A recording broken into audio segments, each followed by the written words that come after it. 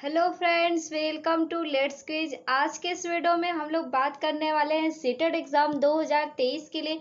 यहाँ पे सीडीपी के क्वेश्चन, मोस्ट इंपॉर्टेंट क्वेश्चन करने वाले हैं जो आपके एग्जाम में बार बार पूछे जाने वाला प्रश्न है। तो यहाँ पे हम वीडियो को स्टार्ट करते हैं। आज का हमारा पहला क्वेश्चन ये है, बुद्धि की स्पीयरमैन परिभाषा में कारक जी है। तो यहाँ पे कारक जी क्या है? ऑप्शन ए वैश्विक बुद्धि, ऑप्शन बी अनुवांशिक बुद्धि, ऑप्शन सी उत्पादन बुद्धि, ऑप्शन डी सामान्य बुद्धि। तो जी कारक पहले किसने दिया था? तो स्पीयरमैन ने दिया था। और ये कौन सी बुद्धि की बात कर रहे हैं? जी कारक सामान्य बुद्धि की बात कर रहा है। तो यहाँ पे इसका राइट आंसर होगा ऑप्शन नंबर यहाँ पे डी। अब हम चलते हैं नेक्स्ट क्वेश्चन पे। क्वेश्चन हमारा यहाँ पे दिया है क्वेश्चन नंबर 2, बहुबुद्धि के सिद्धांत के संदर्भ में एयरफोर्स पायलट बनाने के लिए निम्नलिखित में से कौन सी बुद्धि की आवश्यकता होती है? तो एयरफोर्स जो पायलट बनाने के लिए वो निम्नलिखित में से जो बहुबुद्धि का सिद्धांत किसने दिया था? तो हावर्ड गार्डनर ने। तो यहाँ ऑप्शन ए अंतरावैयक्तिक, ऑप्शन बी अंतवैयक्तिक, ऑप्शन सी भाषिक और यहाँ पे दिया है ऑप्शन डी गतिक। तो यहाँ एयरफोर्स की बात कर रहा है, मतलब दिशा की बात कर रहा है। तो इसका राइट आंसर होगा यहाँ पे, इसका राइट आंसर हुआ ऑप्शन नंबर डी गतिक। अब हम चलते हैं नेक्स्ट क्वेश्चन पे। यहाँ क्वेश्चन नंबर 3, यह तथ्य कि बच्चों को सांस्कृतिक रूप से प्रासंगिक ज्ञान की आवश्यकता होती है निम्नलिखित में से किस व्यक्ति से संबंधित है? तो यहाँ ऑप्शन ए लेव वाइगोस्की। एक मिनट, आपको मैं ये बता दे रही हूँ, एक लेव वाइगोस्की, एक कोहलबर्ग और एक पियाजे। आप 3 टॉपिक जरूर अच्छे से पढ़ के जाइएगा। आपका सीडीपी में तो नहीं, 10 नंबर तो कंफर्म है, क्योंकि सीडीपी से ये तीनों टॉपिक से ज्यादा क्वेश्चन कोहलबर्ग, पियाजे और लेवाइगोस्की ये बहुत ज्यादा पूछे जाते हैं। तो आप इसे जरूर पढ़ के जाइएगा। तो यहाँ ऑप्शन ए लेवाइगोस्की यहाँ पे दिया है। 3 ऑप्शन यहाँ पे है, Charles Darwin, option number C B F Skinner, option D Yuri Bron, यहाँ पे फ्रेस ब्रेनर। तो यहाँ पे इसका राइट आंसर क्या होगा? तो यहाँ पे इसका राइट आंसर देखिए, क्वेश्चन का क्या पूछा गया है। तो यहाँ पे पूछा है, देखिए यहाँ पूछा गया है कि यह तथ्य के बच्चों की सांस्कृतिक रूप से प्रासंगिक ज्ञान की आवश्यकता होती है। देखिए यहाँ पे सांस्कृतिक पूछा है, एक टैग वर्ड देख लीजिए लेव वाइगोस्की के बारे में, एक सांस्कृतिक से सामाजिक से, अगर ये जुड़े हैं, क्वेश्चन में ऐसा आया है सामाजिक और सांस्कृतिक वर्ड, तो ये हमेशा लेव वाइगोस्की की बात करता है। अगर जो भी सामाजिक और सांस्कृतिक से मतलब बड़ाई की बात कर रहा है, उनका मतलब ज्यादा वो मान्य कर रहे हैं, तो अगर ऑप्शन में लेव वाइगोस्की है तो आप उन्हीं के साथ जाइएगा। ठीक है, तो ये इसका राइट आंसर हुआ ऑप्शन नंबर ए। अब हम चलते हैं नेक्स्ट क्वेश्चन पे। यहाँ दिया है क्वेश्चन नंबर 4, मनोसामाजिक सिद्धांत निम्नलिखित में से पर बल देता है। तो किस पर देता है? तो ऑप्शन ए क्रिया प्रसूत अनुबंधन, ऑप्शन बी उद्दीपन व प्रतिक्रिया, ऑप्शन सी लिंगी व प्रसुप्ति स्तर, ऑप्शन डी यहाँ उद्यम के मुकाबले में हीनता स्तर। जो मनोसामाजिक सिद्धांत निम्नलिखित किस पर बल देता है? तो यहाँ पे इसका राइट आंसर क्या होगा? तो इसका राइट आंसर होगा ऑप्शन नंबर यहाँ पे डी, उद्यम के मुकाबले में हीनता स्तर। तो मनोसामाजिक से बात किया गया है, तो इसका राइट आंसर होगा ऑप्शन नंबर यहाँ पे डी। अब हम चलते हैं नेक्स्ट क्वेश्चन पे। क्वेश्चन नंबर 5 यहाँ दिया है, शिक्षण का विकासात्मक परिप्रेक्ष्य शिक्षकों से यह मांग करता है कि वे ऑप्शन ए इस प्रकार का अधिगम उपलब्ध कराएं जिसका परिणाम केवल संज्ञानात्मक क्षेत्र के विकास में हो, ऑप्शन नंबर बी कठोर अनुशासन बनाए रखने वाले बने क्योंकि बच्चे अक्सर प्रयोग करते हैं। हमारा नेक्स्ट देखिए टॉप वहाँ ऑप्शन और सी और डी क्या कह रहा है कि विकासात्मक कारकों के ज्ञान के अनुसार अनुदेश ने युक्तियों का अनुकूलन करें, ऑप्शन डी विभिन्न विकासात्मक अवस्था वाले बच्चों के साथ समान रूप से व्यवहार करें। तो यहाँ पे क्वेश्चन पूछा गया है, यहाँ शिक्षण का विकासात्मक परिप्रेक्ष्य शिक्षकों से यह मांग करता है। तो यहाँ पे इसका राइट आंसर क्या होगा? तो यहाँ पे देखिए, यहाँ बोला है इस प्रकार के अधिगम उपलब्ध कराए जिसका परिणाम केवल, तो यहाँ पे अगर क्वेश्चन में अगर दे दिया जाए केवल, और रटना, याद करना, तो वो ऑप्शन 100%, अगर क्वेश्चन में नहीं वर्ड नहीं है तो समझ जाना कि ये इसका राइट आंसर गलत है। और ऑप्शन बी में देखिए कठोर वर्ड दे दिया है, तो बच्चों के साथ जो शिक्षक होते हैं वो इसका मांग तो कभी नहीं करेंगे कि उनके साथ कठोर का प्रयोग भाव उत्पन्न करे। यहाँ पे तीसरा ऑप्शन देख लीजिए, यहाँ पे दिया है विकासात्मक कारकों के ज्ञान के अनुसार अनुदेश न युक्तियों का अनुकूल करे। यहाँ पे देखिए अनुकूलन वर्ड दिया है, तो यहाँ पे इसका राइट आंसर होगा ऑप्शन नंबर यहाँ पे सी। अब हम चलते हैं नेक्स्ट क्वेश्चन पे। क्वेश्चन नंबर हमारा 6 यहाँ पे दिया है, भारत में अधिकांश कक्षाएं बहुभाषी होती हैं, इसे शिक्षक द्वारा किस रूप में देखा जाना चाहिए? तो ऑप्शन ए समस्या, ऑप्शन बी संसाधन, ऑप्शन सी बाधा, ऑप्शन डी परेशानी। तो जो भारत में अधिकांश कक्षाएं जो बहुभाषी होती हैं, तो वहाँ पे जहाँ बहुत सारी मतलब जो कक्षे में बहुत सारी भाषाएं बोली जाती है उन्हें बहुभाषी कहते हैं, इसे शिक्षक द्वारा किस रूप में देखा जाना चाहिए? तो यहाँ पे इसका आंसर होगा ऑप्शन नंबर यहाँ पे बी, संसाधन के रूप में देखना चाहिए। समस्या तो कभी नहीं देखना चाहिए, तो वो टीचर वो बन ही नहीं सकता अगर वो अगर समस्या देखेगा। बाधा तो आने नहीं चाहिए, क्योंकि अगर आप एक अच्छे कंपटीशन से लड़ के जा रहे हैं तो वहाँ पे इस तरीके का जगह चुनौती आ रही है तो आप उसे आसानी से उसका समाधान करेंगे, ना कि वो आपके लिए बाधा बनेगा। तो परेशानी तो ये भी नहीं इसका राइट आंसर होगा। तो इसका ऑप्शन नंबर यहाँ पे बी, आप उसे संसाधन के रूप में देखेंगे और उसे लेके चलेंगे कैसे क्या करना है। ठीक है, अब हम चलते हैं नेक्स्ट क्वेश्चन पे। क्वेश्चन नंबर यहाँ पे 7, शिक्षार्थियों द्वारा की गई गलतियों और त्रुटियों। तो ऑप्शन ए शिक्षक और शिक्षार्थियों की असफलता के सूचक है, असफलता के सूचक, ये तो गलत बात है। ऑप्शन नंबर यहाँ पे बी, उनके चिंतन को समझने के अवसर के रूप में देखी जानी चाहिए, ये भी अवसर उनके मतलब चिंतन के रूप में देखनी जानी चाहिए। यहाँ पे देखिए और देखते हैं, यहाँ पे दिया है ऑप्शन सी, कठोरता से यहाँ पे निपटाई जानी चाहिए। तो कठोरता वर्ड में आपको पहले ही बताया, अगर ऑप्शन में दिया है तो आपका ये गलत होगा। ऑप्शन डी, बच्चों को कमजोर अथवा उत्कृष्ट चिन्हित करके अच्छे अवसर देंगे, यहाँ मतलब कमजोर, ये बात तो भी गलत है। तो यहाँ पे इसका राइट आंसर देखिए 4 ऑप्शन है, तो यहाँ पे शिक्षार्थियों द्वारा की गई गलतियों और त्रुटियों की बात कर रहा है, तो इसका राइट आंसर होगा ऑप्शन नंबर यहाँ पे बी। अगर शिक्षार्थी गलती कर रहा है और त्रुटि कर रहा है तो उनके चिंतन को समझने के अवसर के रूप में उन्हें देखी जानी चाहिए। अब हम चलते हैं नेक्स्ट क्वेश्चन पे।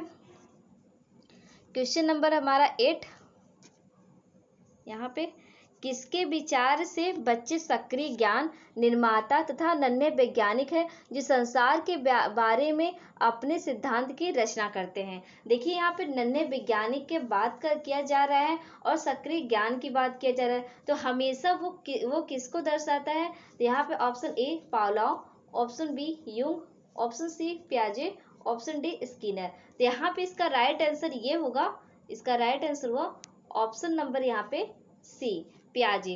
तो पियाजे हमेशा बच्चों को नन्हे वैज्ञानिक के रूप में देखे हैं और वो हमेशा बच्चे को सक्रिय ज्ञान का निर्माता कहते हैं। अब हम केंद्रीय शिक्षा शास्त्र का अर्थ है, तो ऑप्शन ए बच्चों को शिक्षक का अनुमान और अनुकरण करने के लिए कहना, ऑप्शन बी बच्चों की अभिव्यक्ति और उनकी सक्रिय भागीदारी की महत्व देना। यहाँ पे ऑप्शन सी दिया है, बच्चों को पूर्ण रूप से स्वतंत्रता देना या फिर बच्चों को नैतिक शिक्षा देना। तो यहाँ पे इसका राइट आंसर क्या होगा कि बाल केंद्रित शिक्षा शास्त्र का अर्थ यहाँ पे दिया है ऑप्शन यहाँ पे बी, बच्चों की अभिव्यक्ति और उनकी सक्रिय भागीदारी का महत्व देना। हमारा नेक्स्ट क्वेश्चन, जटिल परिस्थिति को संसाधित करने में शिक्षक बच्चों की सहायता कर सकता है। तो ऑप्शन ए कोई भी सहायता न देकर जिससे बच्चे अपने आप निर्वाह करना सीखें, ऑप्शन बी उस पर एक भाषण देकर, ऑप्शन सी कार्य को छोटे हिस्सों में बांटने के बाद निर्देश लिखकर, यहाँ पे ऑप्शन डी की प्रतियोगिता को बढ़ावा देकर और सबसे पहले का कार्य पूरा करने वाले बच्चों को पुरस्कार देकर। तो यहाँ पे इसका राइट आंसर क्या होगा? तो यहाँ पे इसका राइट आंसर होगा ऑप्शन नंबर यहाँ पे सी, कार्य को छोटे हिस्सों में बांटने के बाद निर्देश लिखकर। अब हम चलते हैं नेक्स्ट क्वेश्चन पे। क्वेश्चन नंबर यहाँ पे 11, विकास की गति एक व्यक्ति से दूसरे से भिन्न दूसरे में भिन्न होती है, किंतु यह एक नमूने का अनुगमन करती है। तो ऑप्शन ए अव्यवस्थित, ऑप्शन बी यहाँ पे अप्रत्याशित, ऑप्शन सी क्रमबद्ध और व्यवस्थित, ऑप्शन डी एड़ी से चोटी। तो यहाँ पे इसका राइट आंसर क्या होगा? तो यहाँ पे इसका राइट आंसर हुआ ऑप्शन नंबर यहाँ पे सी, क्रमबद्ध और व्यवस्थित। तो यहाँ पे देखिए इसका क्वेश्चन कि विकास की जो गति होती है वो क्रमबद्ध और व्यवस्थित होती है। ठीक है, यहाँ पे नेक्स्ट क्वेश्चन हुआ, विकास के लिए निम्नलिखित में से कौन से एक उचित है? तो यहाँ ऑप्शन ए सामाजिक सांस्कृतिक संदर्भ विकास में एक महत्वपूर्ण भूमिका का निर्वाह करता है, ऑप्शन बी विकास एक आयामी है, ऑप्शन सी विकास पृथक होता है, ऑप्शन डी विकास जन्म के साथ प्रारंभ होता है और समाप्त होता है। तो यहाँ पे जब विकास के निम्नलिखित कौन सा एक उचित है, तो यहाँ पे इसका राइट आंसर ये होगा, देखिए इसका राइट आंसर हुआ ऑप्शन नंबर यहाँ पे ए, सामाजिक सांस्कृतिक संदर्भ विकास में एक महत्वपूर्ण भूमिका निर्वाह करता है। हमारा नेक्स्ट क्वेश्चन, व्यक्तियों में एक दूसरे से भिन्नता होती है, ऑप्शन ए जन्मजात विशेषताओं के कारण, ऑप्शन बी वंशानुक्रम और वातावरण के बीच अन्योन्य क्रिया के कारण, और यहाँ पे ऑप्शन सी दे रहा है प्रत्येक व्यक्ति को उसके माता पिता से जीनों का भिन्न समुच्चय प्राप्त होने के कारण, या ऑप्शन डी वातावरण के प्रभाव के कारण। तो यहाँ पे इसका राइट आंसर होगा जो व्यक्तियों में एक दूसरे से भिन्नता क्यों होती है, तो इसका राइट आंसर हुआ ऑप्शन नंबर यहाँ पे बी, वंशानुक्रम और वातावरण के बीच अन्योन्य क्रिया के कारण। अब हम चलते हैं नेक्स्ट क्वेश्चन पे। यहाँ पे दिया है बच्चे के सामाजिकरण में परिवार की कौन सी भूमिका निभाता है? यहाँ पे ऑप्शन ए रोमांचकारी, ऑप्शन बी मुख्य, ऑप्शन सी गौण, ऑप्शन डी कम महत्वपूर्ण। तो जो बच्चे के सामाजिकरण में परिवार कौन सी भूमिका निभाता है, तो यहाँ पे इसका राइट आंसर होगा ऑप्शन नंबर यहाँ पे डी, तो कम महत्वपूर्ण। हमारा नेक्स्ट क्वेश्चन, एक बच्चा कहता है धूप में कपड़े जल्दी सूखते हैं, वह कौन सी समझ को प्रदर्शित कर रहा है? तो ऑप्शन ए अहम केंद्रित चिंतन, ऑप्शन बी कार्यकरण, ऑप्शन सी विपरीत चिंतन, और यहाँ पे ऑप्शन डी जो दिया है, ऑप्शन डी दिया है प्रतीकात्मक विचार। तो यहाँ पे देखिए प्रतीकात्मक विचार तो नहीं है, क्योंकि धूप में कपड़े जल्दी सूखते हैं बच्चा ऐसा कहता है, तो वो किस समझ के अंतर्गत आता है? तो यहाँ पे इसका राइट आंसर होगा ऑप्शन नंबर यहाँ पे बी, कार्यकरण। हमारा नेक्स्ट क्वेश्चन, पियाजे के अनुसार बच्चों का जो चिंतन वयस्क से डैश भिन्न होता है बजाय किससे? तो यहाँ पे देखिए ऑप्शन ए आकार मूर्त परकता, ऑप्शन बी प्रकार मात्रा, ऑप्शन सी आकार और किस्म, ऑप्शन डी मात्रा और प्रकार। तो जो पियाजे के अनुसार बच्चों का जो चिंतन होता है वो वयस्क से मात्रा, तो वयस्क से, एक मिनट, वयस्क से मात्रा भिन्न होता है बजाय किससे? प्रकार से। तो यहाँ इसको देखिए, आप ये क्वेश्चन बार बार पूछता है तो आप इसे जरूर एक बार फिर से देखिएगा और फिर अच्छे से मतलब रट लीजिएगा कि यहाँ पे पियाजे के अनुसार, रटना नहीं है आपको, समझना है, सॉरी रटना नहीं है आपको, यहाँ पे आपको समझना है। तो पियाजे के अनुसार बच्चों का जो चिंतन होता है वो वयस्कों से मात्रा भिन्न होती है, क्योंकि बच्चों का कुछ वयस्क का उच्च होता है बजाय किससे? प्रकार से। तो यहाँ पे हम चलते हैं नेक्स्ट क्वेश्चन पे। यहाँ दिया है वाइगॉस्की के अनुसार बच्चे सीखते हैं, तो ऑप्शन ए परिपक्व होने से, ऑप्शन बी अनुकरण से, ऑप्शन सी वयस्क एवं समवयस्कों के साथ परस्पर क्रिया, या ऑप्शन डी जब यहाँ पे पुनर्बलन प्रदान किया जाता है। तो यहाँ पे इसका राइट आंसर क्या होगा? तो यहाँ पे इसका राइट आंसर हुआ ऑप्शन नंबर यहाँ पे सी, वयस्कों और समवयस्कों के साथ परस्पर क्रिया। तो वाइगॉस्की हमेशा कहते हैं कि वह समाज के साथ बच्चा सीखता है, तो यहाँ पे इसका राइट आंसर होगा ऑप्शन नंबर यहाँ पे सी। और पियाजे हमेशा कहते हैं बच्चे एक सक्रिय है, एक नन्हा वैज्ञानिक है। ठीक है, अब हम चलते हैं नेक्स्ट क्वेश्चन पे। कोहलबर्ग के बारे में कोहलबर्ग ने प्रस्तुत किए हैं, तो यहाँ पे देखते हैं क्या प्रस्तुत हुआ है। तो ऑप्शन यहाँ पे दिया है शारीरिक विकास के चरण, ऑप्शन बी संवेगात्मक विकास के चरण, ऑप्शन डी नैतिक विकास के चरण, ऑप्शन डी यहाँ पे संज्ञानात्मक विकास के चरण। चरण। तो यहाँ पे कोहलबर्ग के सिद्धांत के बारे में पूछा गया है, तो इसका राइट आंसर होगा ऑप्शन नंबर यहाँ पे सी, नैतिक विकास के चरण, जिसमें 6 स्टेज, 3 स्तर और 6 स्टेज बताया है। वो किसने बताया है? तो वो कोहलबर्ग ने बताया है। अब हम चलते हैं नेक्स्ट क्वेश्चन पे। बुद्धि क्या है? यहाँ पे पूछा है बुद्धि क्या है। तो बुद्धि ऑप्शन ए अकेला और जाति विचार, ऑप्शन बी दूसरों के अनुकरण करने की योग्यता, ऑप्शन सी एक विशिष्ट योग्यता, ऑप्शन डी सामर्थ्यों का एक समुच्चय। तो यहाँ पे जो बुद्धि पूछा है तो यहाँ पे क्या होगा? तो यहाँ पे जो अकेलापन, जाति विचार, ये तो नहीं होगा। दूसरों के साथ अनुकरण, वो कब तक अनुकरण करेगा, कब तक वो सीखेगा? तो ये भी इसका राइट आंसर नहीं होगा। एक विशिष्ट योग्यता, तो ये भी नहीं, क्योंकि ये ऑप्शन नंबर यहाँ पे हमारा डी सही होता है, वो सामर्थ्य का एक समुच्चय होता है। अब हम चलते हैं नेक्स्ट क्वेश्चन पे। यहाँ पे दिया है भाषा विकास के लिए प्रारंभिक बचपन कौन सा काल है? तो जो भाषा विकास का होता है, कितनी बार ये देखो, ये क्वेश्चन बार बार रिपीट हुआ है, तो आप इसको भी एक बार अच्छे से देखिएगा। ऑप्शन ए यहाँ पे अमहत्वपूर्ण, ऑप्शन बी अति संवेदनशील, ऑप्शन सी निरपेक्ष, ऑप्शन डी यहाँ पे कम महत्वपूर्ण। तो भाषा विकास के लिए जो प्रारंभिक बचपन काल कौन सा है? तो यहाँ पे पूछा है, तो इसका राइट आंसर होगा ऑप्शन नंबर यहाँ पे बी, यहाँ पे अति संवेदनशील। अब हम चलते हैं नेक्स्ट क्वेश्चन पे। क्वेश्चन नंबर हमारा 21 यहाँ पे दिया है। 21 ये पूछ रहा है आकलन क्या है? आकलन मतलब क्या है? तो ऑप्शन ए बच्चों में प्रतियोगात्मक भावना को सक्रिय रूप से बढ़ावा देना, ऑप्शन बी सीखने को सुनिश्चित करने के लिए तनाव और दबाव को उत्पन्न करना, बिल्कुल नहीं, ऑप्शन सी सीखने में सुधार का एक तरीका है, ऑप्शन डी यहाँ पे बच्चों को लेबल करने और वर्गीकृत करने का एक, यहाँ पे देखिए, करने का अच्छी रणनीति है। तो यहाँ पे इसका राइट आंसर क्या होगा? आकलन। आकलन देखिए हमेशा बच्चों को प्रतियोगितात्मक भावना, बिल्कुल नहीं। यहाँ पे ऑप्शन बी जो सुनिश्चित करने तनाव और दबाव, ये तो बच्चों के ऊपर बिल्कुल भी नहीं करना है, हमारा एनसीए पहले ही बता दिए। ऑप्शन नंबर यहाँ पे डी दिया है कि बच्चों को लेबल के अनुसार और वर्गीकृत करें, ये भी नहीं है। तो यहाँ पे इसका राइट आंसर होगा ऑप्शन नंबर यहाँ पे सी, सीखने में सुधार का एक तरीका है। मतलब जब बच्चे को हम टेस्ट, किसी को चीज का टेस्ट देते हैं और फिर इसके बाद उसे देखते हैं, तो इसमें पता चलता है कि कौन सा बच्चा कितना अभी सीख पाया है, तो उसी को हम बोलते हैं आकलन। अगर जो चीज बच्चे नहीं सीख पाए उसको हम सुधारने का कोशिश करेंगे, तो यहाँ पे सीखने में सुधार का एक तरीका होता है क्या? आकलन। अब हम चलते हैं नेक्स्ट क्वेश्चन पे। क्वेश्चन नंबर यहाँ पे 22।